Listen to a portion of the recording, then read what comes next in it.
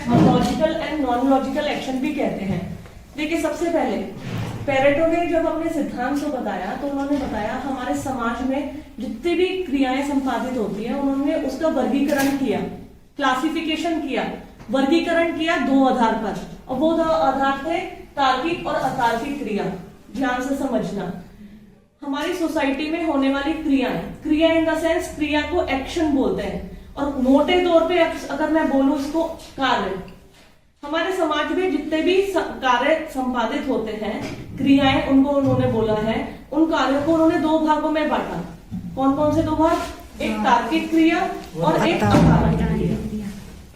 फिर पेरेटो ने अपने इस सिद्धांत में तार्किक क्रिया और अतार्किक क्रिया को जब बताया, उन्होंने बताया कहीं ना कहीं हम वैज्ञानिक विधि का प्रयोग करते हैं, और उन्होंने बताया जब हम इन्हें विस्तारित रूप से समझेंगे, किसको, तार्किक को और अतार्किक को, तो दो शब्द सामने आते हैं, ऑब्जेक्टिविटी एंड सब्जेक्टिविटी। उन्होंने बोला कि कहीं ना कहीं जो तार्किक क्रिया है उसका संबंध होता है वस्तुनिष्ठता से, जिसे हम कहते हैं ऑब्जेक्टिविटी, और अतार्किक क्रिया का संबंध व्यक्तिनिष्ठता, सब्जेक्टिविटी।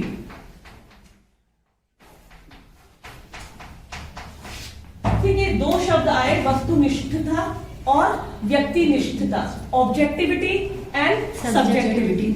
सबसे पहले देखिए, अगर इसे पूरे टोटल सिद्धांत को समझना है, इन दो शब्दों का अर्थ या इनका तुम्हें अर्थ वास्तव में इसके पीछे के पहलू क्या है, जब तक वो नहीं समझोगे ये पूरा सिद्धांत नहीं समझ में आएगा। मैं तो कहती हूँ मैथमेटिक्स की तरह ये सिद्धांत है। एक पार्ट को जब तक दूसरे को क्लियरिफाई नहीं करोगे, जब तक उसको प्रूव नहीं करोगे, तब तक तुम्हें ये वाला पार्ट क्लियर नहीं होगा। मैथ्स की यही तो टर्म्स होती है। तो तार्किक क्रिया का संबंध किससे बोला है उन्होंने? वस्तुनिष्ठता से, जिसे हम कहते हैं ऑब्जेक्टिविटी। अतार्किक क्रिया का संबंध उन्होंने बताया व्यक्तिनिष्ठता से, जिसे हम कहते हैं सब्जेक्टिविटी। देखिए, अब मैं तुम्हें पहले सबसे पहले पूरा सिद्धांत क्लियर करने से पहले इन दोनों का विस्तार से अर्थ बताती हूँ विद एग्जाम्पल। और एग्जाम में जब आप इसका आंसर लिखेंगे, जिस तरीके से मैं आपको विद एग्जाम्पल बता रही हूँ उसी तरीके से आपको डिफाइन करना है। ठीक है, फर्स्ट मैंने बताया वस्तुनिष्ठता। देखो, वस्तुनिष्ठता का आधार होता है वैज्ञानिक। जैसे जो घटना जिस रूप में घटित होती है, जैसे फॉर एग्जाम्पल कोई भी घटना देख रहे हैं आप, जिस रूप में घटित होती है ठीक उसी रूप में उसका चित्रण कर देना, यानी उसको बता देना, उसको समझा देना, दैट इज कॉल्ड ऑब्जेक्टिविटी। उसे हम कहते हैं वस्तुनिष्ठता। इसको मैं हम लोग को बहाकर अपने साथ ले गई। इतनी बड़ी ये त्रासदी थी कि इसने अपने रास्ते में आने वाली हर चीज को तबाह और विनष्ट कर दिया। हजारों लोग, हजारों श्रद्धालु इसकी चपेट में आ गए थे। मेरी बात समझने की कोशिश करना। मैं आपको बता रही हूं तार्किक क्रिया, वस्तुनिष्ठता यानी ऑब्जेक्टिविटी के बारे में। अब हम वहां पर मौजूद नहीं थे। कहां पर? केदारनाथ में 2013 में। लेकिन जितने भी न्यूज चैनल हैं या जितने भी न्यूज़पेपर हैं, हमें कैसे पता चला? उनके माध्यम से। उनको कैसे पता चला? उन्होंने घटना पर मौजूद व्यक्तियों से अवलोकन किया कि आप देखिए, चश्मदीद गवाह कई बार कहते हैं ना, चश्मदीद गवाह, चश्मदीद। तो वो चश्मदीद किसे कहते हैं? जो घटना पर या उस वारदात के समय वहां मौजूद होता है, उसे चश्मदीद बोलते हैं। ठीक है, तो जो उस समय वहां केदारनाथ में लोग बच गए थे, उन्होंने वो पूरी त्रासदी को अपने आंखों से देखा। जब उनसे पूछा गया क्या हुआ, तो उन्होंने बताया कि ऐसे ऐसे हम पूजा कर रहे थे, ये समय था, हम मंदिर के अंदर थे, तो एक सैलाब सा आया, जो कि वास्तव में कुछ लोगों ने बताया ये बात, जो मंदिर में थे, मंदिर थोड़ा ऊंचाई पर था, और चूंकि चट्टानों से घिरा हुआ मंदिर था, वो लोग बच गए थे। तो उन्होंने पूरा अपना आंखों देखा हाल बताया कि ये दुर्घटना जो हुई, जो ये बाढ़ आई, वो एक बार नहीं आई, 2 बार आई। एक बार तो बारिश से बचने के लिए जब आई, सब लोग मंदिर में छुप गए।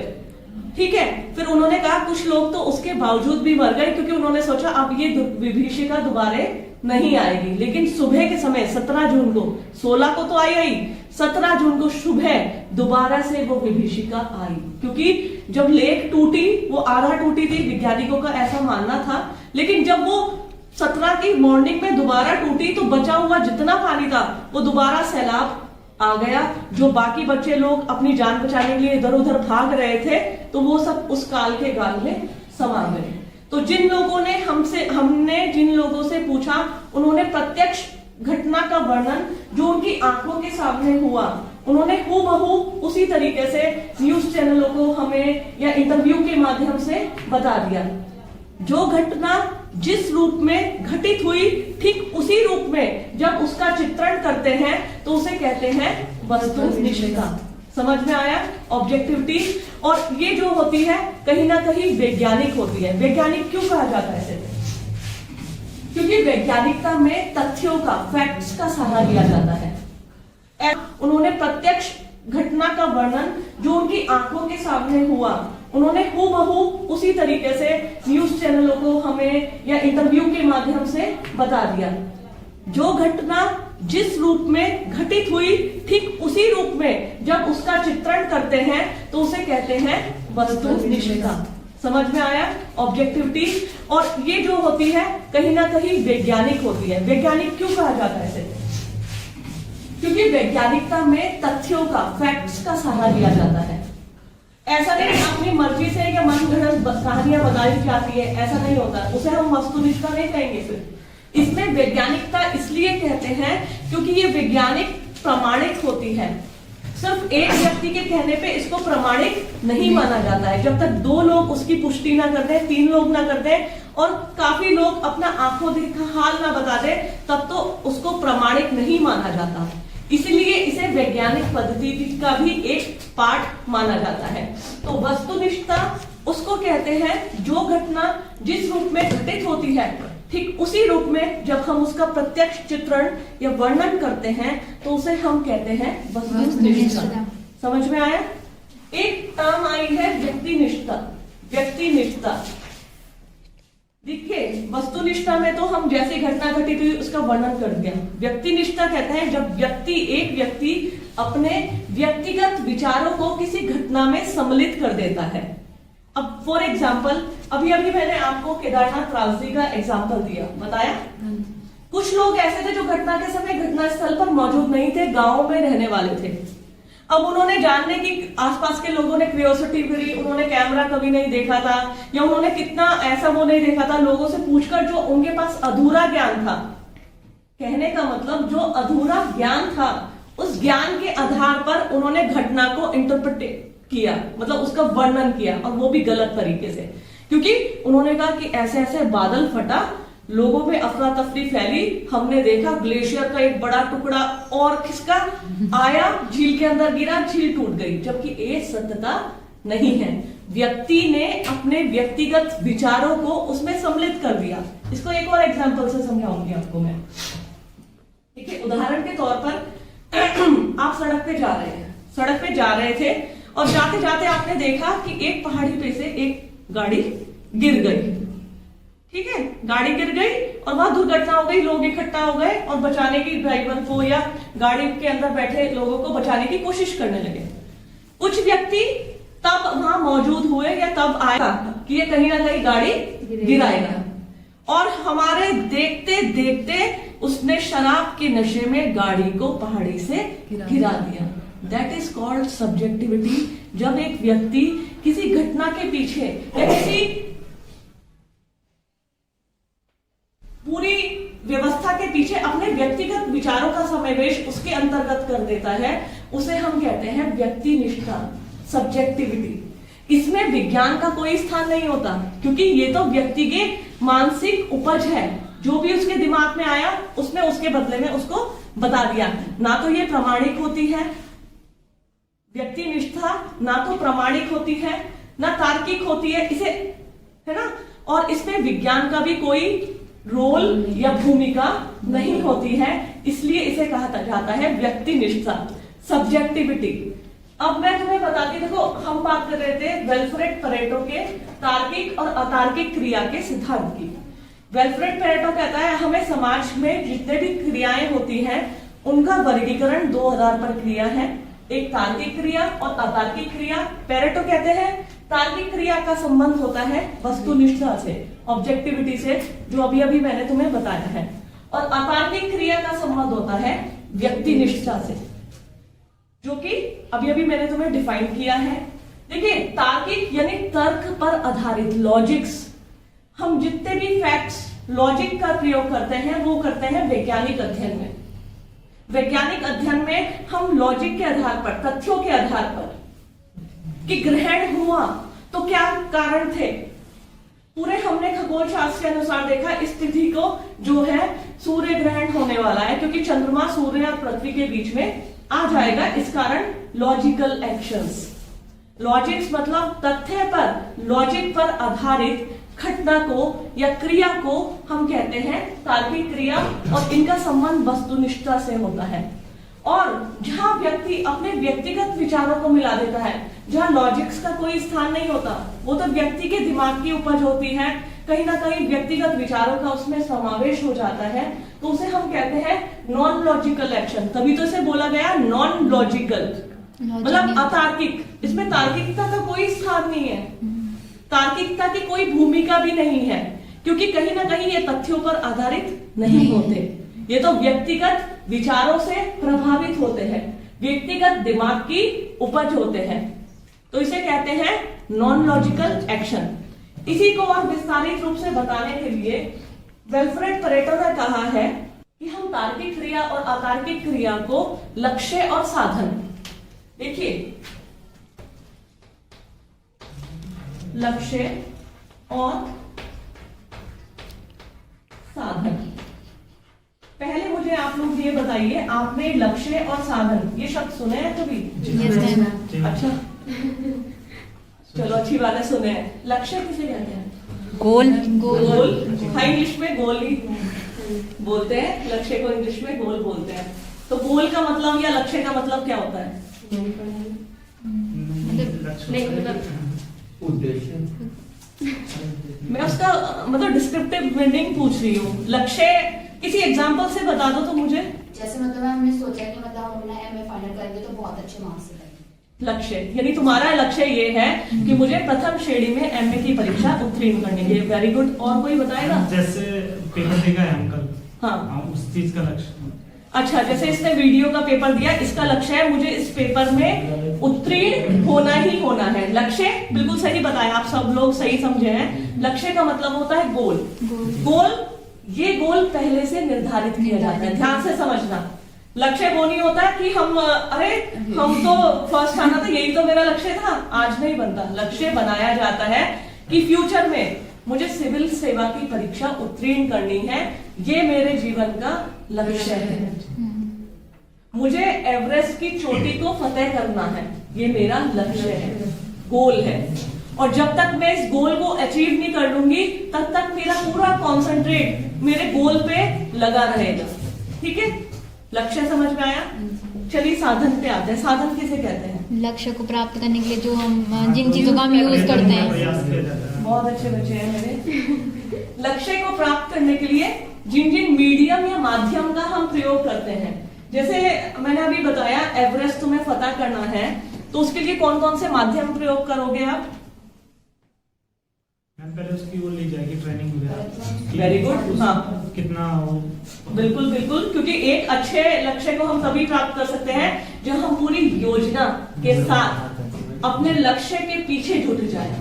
सबसे जरूरी होती है योजना, चाहे वो एवरेस्ट फतेह करना हो, जो वो सिविल सेवा की परीक्षा उत्तीर्ण करना हो, या कठिन से कठिन एग्जाम पास करना हो, हमें उसकी योजना बनानी होगी।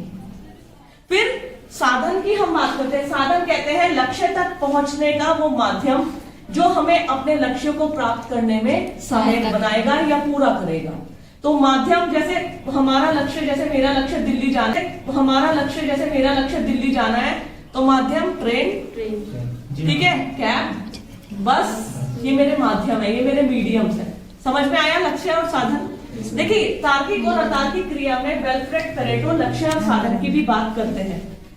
वो कहते हैं हमारी जो तार्किक क्रिया होते हैं, कहीं ना कहीं वो हमारे लक्ष्य तक पहुंचने में हमें सहायक बनाती है, और उनके लिए महत्वपूर्ण होते हैं साधन। और साधन कब महत्वपूर्ण होते हैं? जब उन कार्यों का हमें पहले से ज्ञान हो। जब तक हम कभी भी किसी लक्ष्य को तब तक पूरा नहीं कर सकते जब तक हमें उन कार्यों का अनुभव नहीं होता। कार्यों का अनुभव होने से ही हम साधन के माध्यम से अपने लक्ष्य को प्राप्त कर सकते हैं। बिना इसके हम लक्ष्य की कल्पना भी नहीं कर सकते। अधूरी चेतना, अधूरा ज्ञान हमें कभी भी हमारे लक्ष्य तक पहुंचने में सहायक नहीं होगा। तो विल्फ्रेड पेरेटो कहते हैं कि लक्ष्य और साधन जो होता है इनका संबंध भी क्रियाओं से लिया गया है। क्रियाएं मतलब कार्य, मैंने शुरू में ही बताया था। क्रिया का मतलब क्या है? एक्शन, मतलब कार्यों से। और कार्य हमारे कब सहायक या कब प्रामाणिक होंगे? जब हमारे कार्य, हमारे लक्ष्य और हमारे साधन हमारे को उसको पहुंचाने में सहायक होंगे। तो विल्फ्रेड पेरेटो ने अपने तार्किक और अतार्किक क्रिया के सिद्धांत में वस्तुनिष्ठा के माध्यम से और व्यक्तिनिष्ठा के माध्यम से अपने पूरे सिद्धांत को डिफाइन करने का प्रयास किया। और वास्तव में उन्होंने कहा है ये जो वस्तुनिष्ठा और व्यक्तिनिष्ठा है यही तार्किक और अतार्किक क्रियाओं की पृष्ठभूमि है और पूरी यात्रा में ये मील का पत्थर है। देखिए, आप सिद्धांत को सिद्धांत बुक से देखना और पढ़ना सभी कर लोगे, लेकिन उसे समझ के डिफाइन करना ये बड़ा मुश्किल होता है। मैंने तुम्हें बताया कभी भी रटना मत, समझ के लिखना। स्टार्टिंग आप करेंगे विल्फ्रेड पेरेटो से, फिर आपकी तार्किक और तार्किक क्रिया से। उन्होंने क्रियाओं को वर्गीकरण किया है 2 आधारों पे। फिर उन्होंने तार्किक क्रिया का संबंध दिया है वस्तुनिष्ठा से, अतार्किक क्रियाओं का संबंध दिया है व्यक्तिनिष्ठा से।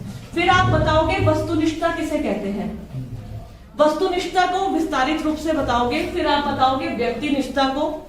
फिर हमें ये बताना है कि सीधे तौर पर विल्फ्रेड पेरेटो ने तार्किक क्रियाओं को वस्तुनिष्ठा कहा है और अतार्किक क्रियाओं को व्यक्तिनिष्ठा कहा है, क्योंकि इनके पीछे जो इनका भावार्थ। आप सिद्धांत को सिद्धांत बुक से देखना और पढ़ना सभी कर लोगे, लेकिन उसे समझ के डिफाइन करना ये बड़ा मुश्किल होता है। मैंने तुम्हें बताया कभी भी रटना मत, समझ के लिखना। स्टार्टिंग आप करेंगे विल्फ्रेड पेरेटो से, फिर आपकी तार्किक और तार्किक क्रिया से। उन्होंने क्रियाओं को वर्गीकरण किया है 2 आधारों पे। फिर उन्होंने तार्किक क्रिया का संबंध दिया है वस्तुनिष्ठा से, अतार्किक क्रियाओं का संबंध दिया है व्यक्तिनिष्ठा से। फिर आप बताओगे वस्तुनिष्ठा किसे कहते हैं, वस्तुनिष्ठा को विस्तारित रूप से बताओगे। फिर आप बताओगे व्यक्तिनिष्ठा को। फिर हमें ये बताना है कि सीधे तौर पर विल्फ्रेड पेरेटो ने तार्किक क्रियाओं को वस्तुनिष्ठा कहा है और अतार्किक क्रियाओं को व्यक्तिनिष्ठा कहा है, क्योंकि इनके पीछे जो इनका भावार्थ निहित है वो ही वास्तव में तार्किक और अतार्किक क्रियाएं हैं। तार्किक क्रियाओं का संबंध तर्क से होता है, तथ्यों से होता है, लॉजिक से होता है। तार्किक क्रियाएं हम वैज्ञानिक भी कहलाते हैं। और वैज्ञानिक किस लिए? क्योंकि हम जिन तथ्यों का, जिन तर्क का, लॉजिक्स का प्रयोग करते हैं उनका प्रयोग सिर्फ और सिर्फ विज्ञान की विधियों में ही होता है। अतार्किक क्रिया में चूंकि इन्हें नॉन लॉजिकल एक्शन भी कहा गया है, नॉन लॉजिकल एक्शन कहते हैं व्यक्तिनिष्ठा को, जिसमें कि कहीं भी विज्ञान का प्रयोग नहीं किया जाता, क्योंकि इसमें व्यक्ति के भाव, विचार उसके पीछे निहित होते हैं, जिनमें उसमें वस्तुनिष्ठा आना बहुत कठिन होता है। ऐसे विचारों को कहा जाता है नॉन लॉजिकल या तर्क विहीन। तर्क पर आधारित नहीं, तर्क विहीन, तर्क से परे, नॉन लॉजिकल एक्शन। तो ऐसे कार्य, ऐसी क्रियाएं जिनमें व्यक्ति के व्यक्तिगत भावों का, विचारों का समावेश होता है, उन्हें कहा जाता है नॉन लॉजिकल एक्शन। इन्हें उन्होंने लक्ष्य और साधन के माध्यम से भी समझाया है। फिर उन्होंने सिंगल वर्ड, तर्क और अतर्क, इसके आधार पर लॉजिकल और नॉन लॉजिकल, इसके आधार पर भी समझाया कि किस प्रकार लॉजिकल जो होता है उसका रिलेशन साइंस से होता है, नॉन लॉजिकल का रिलेशन होता है व्यक्तिगत के विचारों, भावों से। तो ये था विल्फ्रेड पेरेटो का तार्किक और अतार्किक क्रिया का